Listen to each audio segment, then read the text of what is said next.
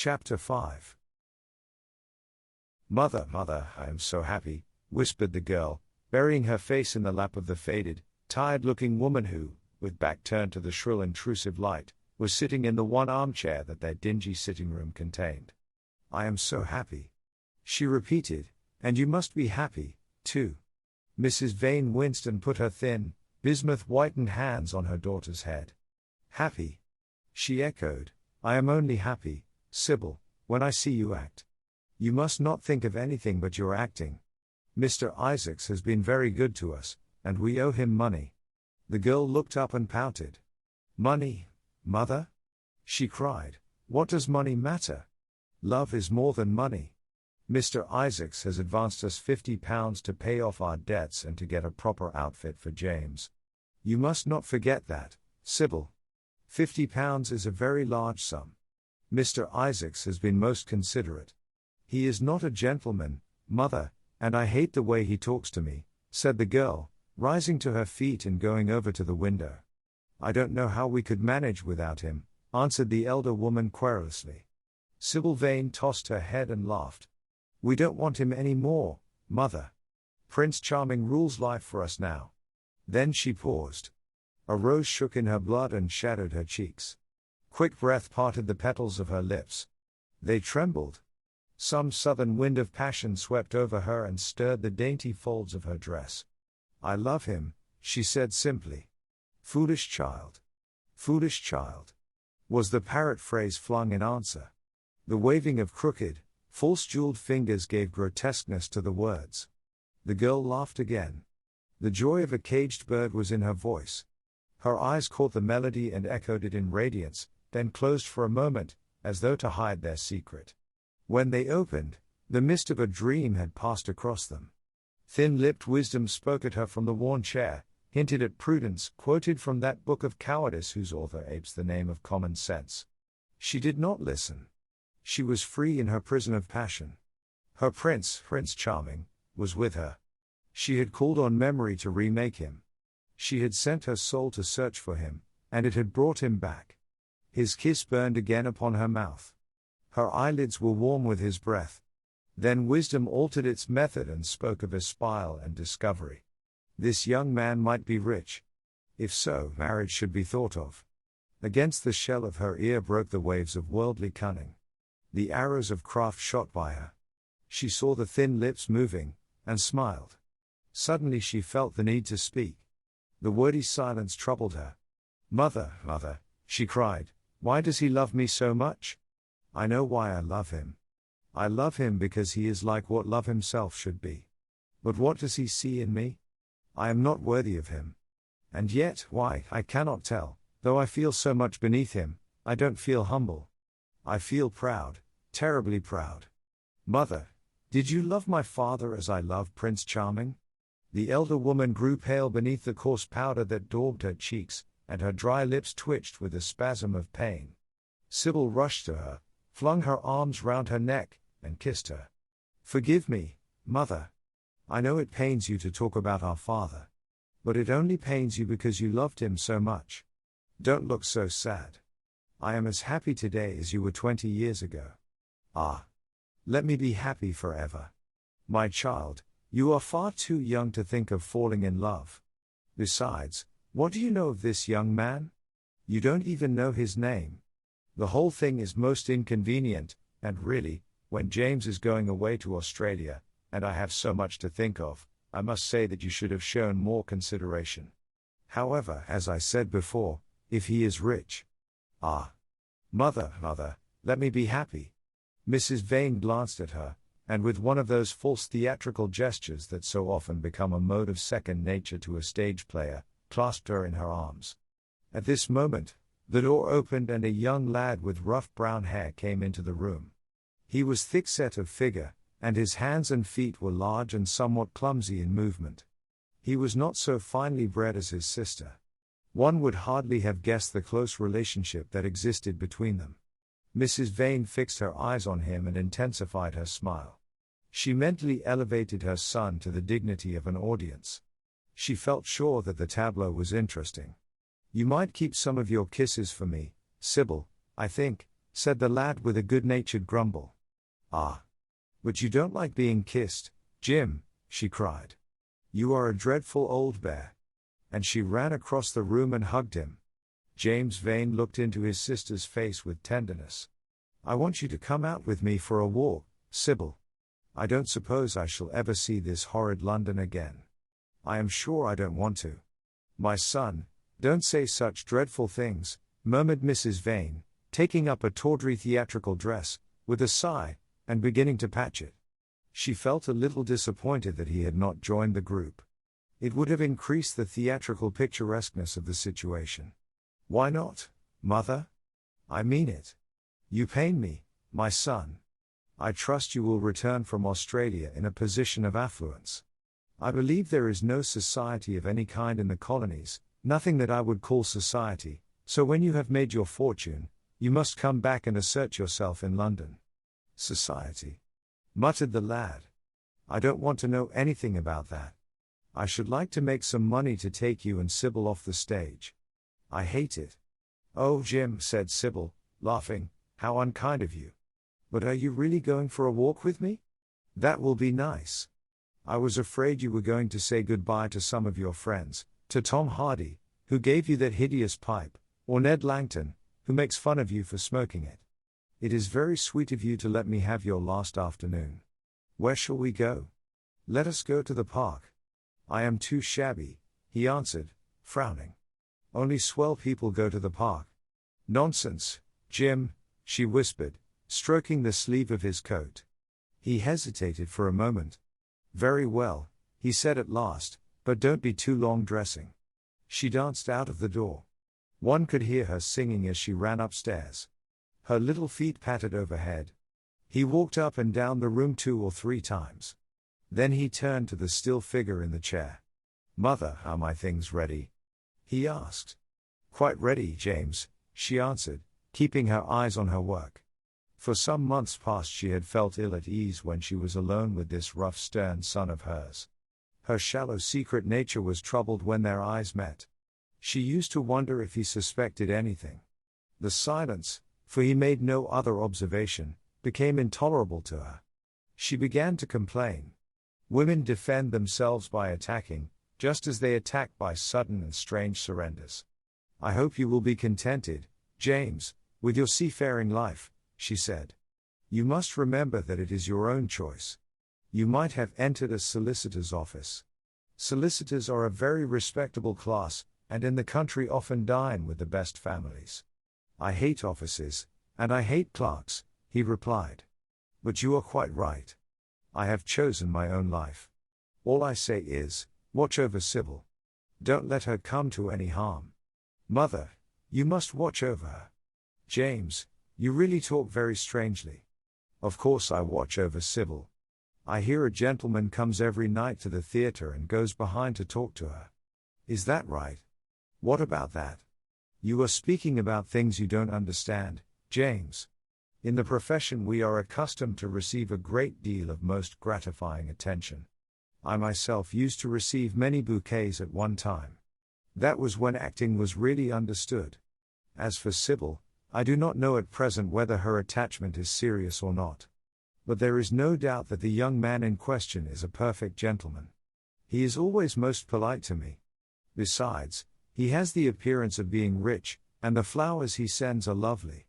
You don't know his name, though, said the lad harshly.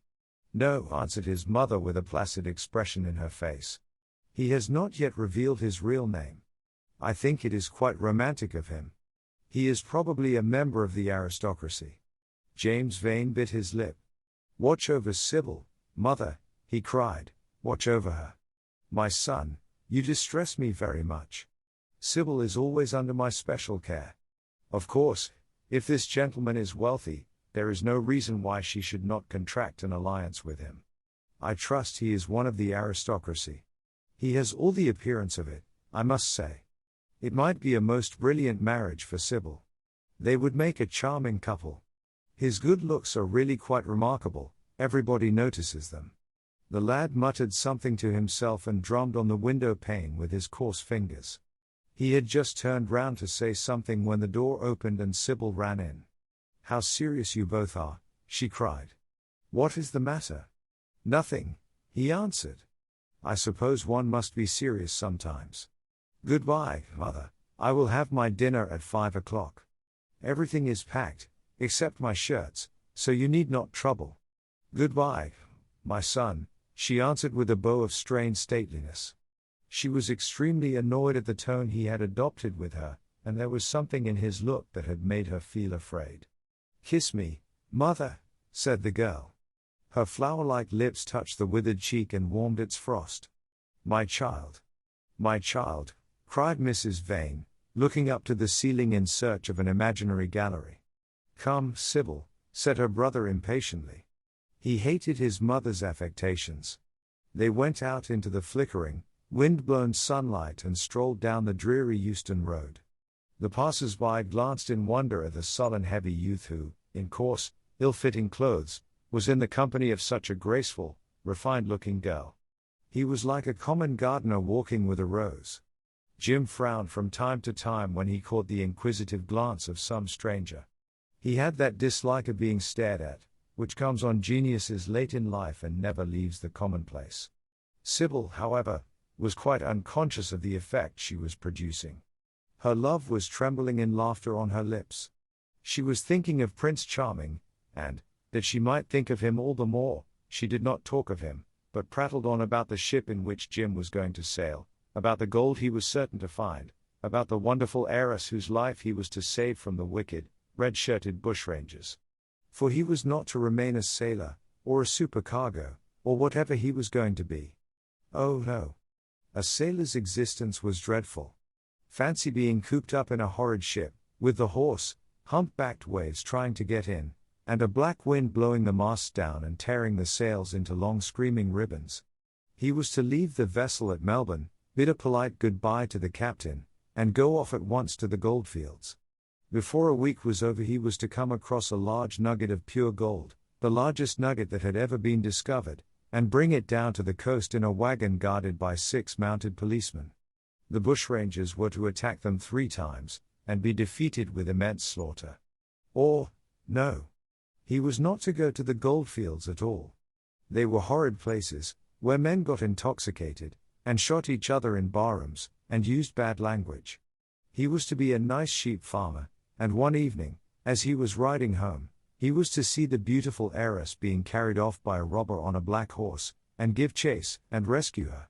Of course, she would fall in love with him, and he with her, and they would get married, and come home, and live in an immense house in London. Yes, there were delightful things in store for him. But he must be very good, and not lose his temper, or spend his money foolishly. She was only a year older than he was, but she knew so much more of life. He must be sure, also, to write to her by every mail, and to say his prayers each night before he went to sleep. God was very good, and would watch over him. She would pray for him, too, and in a few years he would come back quite rich and happy. The lad listened sulkily to her and made no answer. He was heart-sick at leaving home.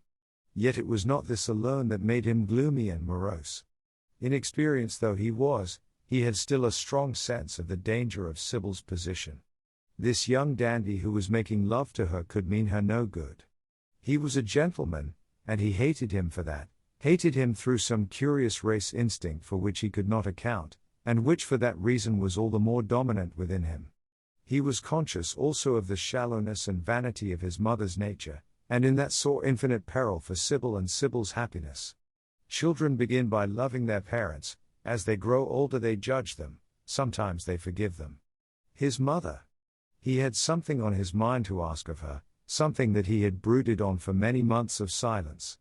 A chance phrase that he had heard at the theatre, a whispered sneer that had reached his ears one night as he waited at the stage door, had set loose a train of horrible thoughts. He remembered it as if it had been the lash of a hunting crop across his face.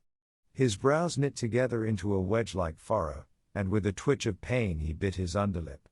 "You are not listening to a word I am saying, Jim," cried Sybil, "and I am making the most delightful plans for your future. Do say something. What do you want me to say?" "Oh, that you will be a good boy and not forget us," she answered, smiling at him. He shrugged his shoulders. You are more likely to forget me than I am to forget you, Sybil. She flushed. What do you mean, Jim? She asked.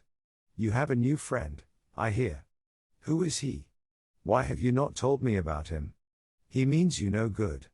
Stop, Jim, she exclaimed. You must not say anything against him. I love him.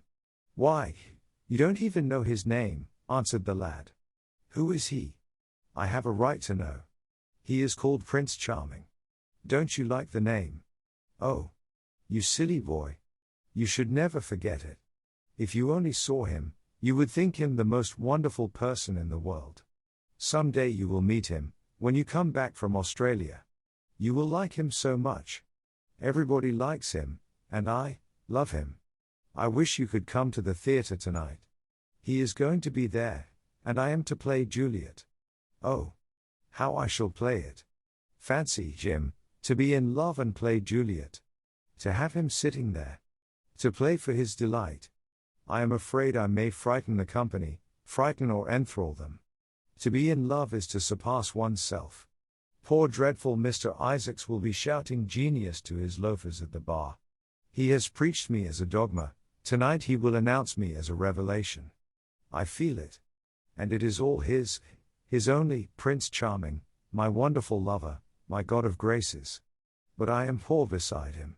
Poor? What does that matter? When poverty creeps in at the door, love flies in through the window. Our proverbs want rewriting. They were made in winter, and it is summer now, springtime for me, I think, a very dance of blossoms in blue skies. He is a gentleman, said the lad sullenly. A prince, she cried musically. What more do you want? He wants to enslave you. I shudder at the thought of being free. I want you to beware of him. To see him is to worship him, to know him is to trust him. Sybil, you are mad about him, she laughed and took his arm. You dear old Jim, you talk as if you were 100. Some day you will be in love yourself. Then you will know what it is. Don't look so sulky. Surely you should be glad to think that, though you are going away, you leave me happier than I have ever been before. Life has been hard for us both, terribly hard and difficult. But it will be different now. You are going to a new world, and I have found one. Here are 2 chairs, let us sit down and see the smart people go by. They took their seats amidst a crowd of watchers. The tulip beds across the road flamed like throbbing rings of fire. A white dust, tremulous cloud of orris root it seemed, hung in the panting air.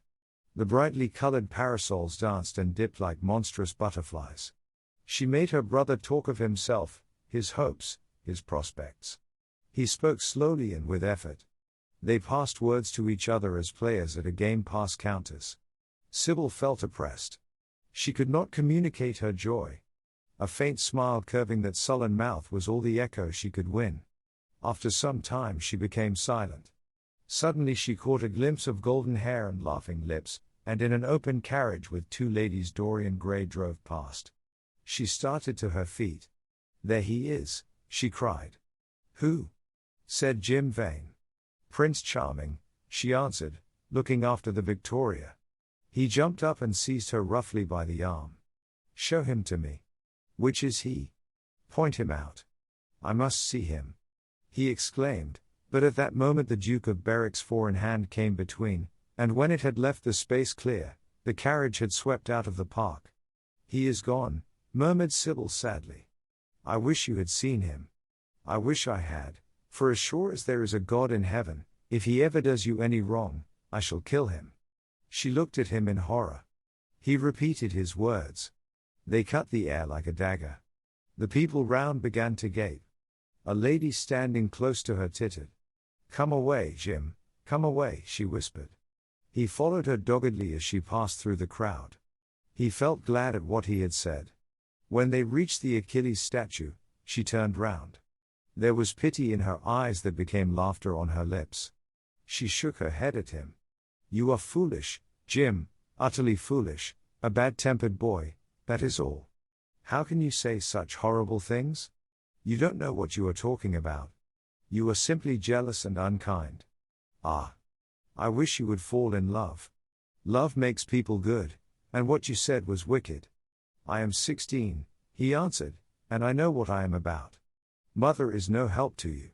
She doesn't understand how to look after you. I wish now that I was not going to Australia at all. I have a great mind to chuck the whole thing up. I would, if articles hadn't been signed. Oh, don't be so serious, Jim. You are like one of the heroes of those silly melodramas Mother used to be so fond of acting in. I am not going to quarrel with you. I have seen him, and oh, to see him is perfect happiness. We won't quarrel. I know you would never harm anyone I love, would you?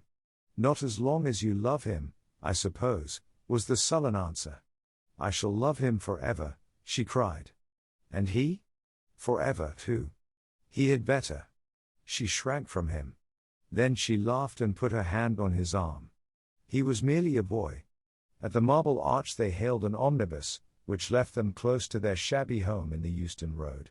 It was after 5 o'clock, and Sybil had to lie down for a couple of hours before acting. Jim insisted that she should do so. He said that he would sooner part with her when their mother was not present. She would be sure to make a scene, and he detested scenes of every kind. In Sybil's own room they parted. There was jealousy in the lad's heart, and a fierce murderous hatred of the stranger who, as it seemed to him, had come between them. Yet, when her arms were flung round his neck, and her fingers strayed through his hair, he softened and kissed her with real affection. There were tears in his eyes as he went downstairs. His mother was waiting for him below. She grumbled at his unpunctuality, as he entered. He made no answer, but sat down to his meagre meal. The flies buzzed round the table and crawled over the stained cloth. Through the rumble of omnibuses, and the clatter of street cabs, he could hear the droning voice devouring each minute that was left to him. After some time, he thrust away his plate and put his head in his hands. He felt that he had a right to know. It should have been told to him before, if it was as he suspected. Leaden with fear, his mother watched him. Words dropped mechanically from her lips. A tattered lace handkerchief twitched in her fingers. When the clock struck 6, he got up and went to the door. Then he turned back and looked at her. Their eyes met. In hers he saw a wild appeal for mercy. It enraged him. "Mother, I have something to ask you," he said. Her eyes wandered vaguely about the room. She made no answer. "Tell me the truth. I have a right to know. Were you married to my father?" She heaved a deep sigh. It was a sigh of relief. The terrible moment, the moment that night and day, for weeks and months, she had dreaded, had come at last, and yet she felt no terror. Indeed, in some measure it was a disappointment to her. The vulgar directness of the question called for a direct answer. The situation had not been gradually led up to. It was crude. It reminded her of a bad rehearsal. "No," she answered, wondering at the harsh simplicity of life. "My father was a scoundrel then," cried the lad, clenching his fists. She shook her head. "I knew he was not free. We loved each other very much. If he had lived, he would have made provision for us. Don't speak against him, my son.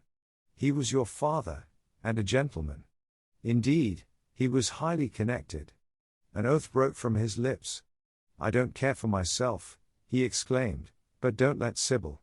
It is a gentleman, isn't it, who is in love with her, or says he is?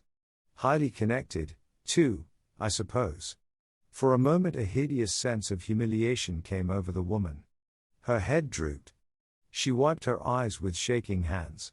"Sybil has a mother," she murmured. "I had none." The lad was touched. He went towards her and, stooping down, he kissed her. "I am sorry if I have pained you by asking about my father," he said, "but I could not help it. I must go now. Goodbye. Don't forget that you will have only one child now to look after, and believe me that if this man wrongs my sister, I will find out who he is, track him down, and kill him like a dog. I swear it." The exaggerated folly of the threat, the passionate gesture that accompanied it, the mad melodramatic words, made life seem more vivid to her. She was familiar with the atmosphere. She breathed more freely, and for the first time for many months she really admired her son. She would have liked to have continued the scene on the same emotional scale, but he cut her short. Trunks had to be carried down and mufflers looked for. The lodging house drudge bustled in and out. There was the bargaining with the cabman. The moment was lost in vulgar details. It was with a renewed feeling of disappointment that she waved the tattered lace handkerchief from the window, as her son drove away. She was conscious that a great opportunity had been wasted. She consoled herself by telling Sybil how desolate she felt her life would be, now that she had only one child to look after. She remembered the phrase. It had pleased her. Of the threat she said nothing. It was vividly and dramatically expressed. She felt that they would all laugh at it some day.